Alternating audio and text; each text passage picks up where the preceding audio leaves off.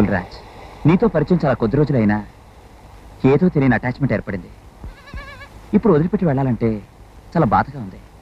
Suppose నీకు నచ్చలేదనుకో, వెంటనే బయలుదేరి మా ఊరు వచ్చాయి. నా కంపెనీలో హాయిగా పనిచేయచ్చు.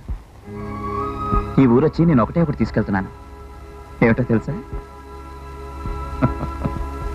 నీ మనసు.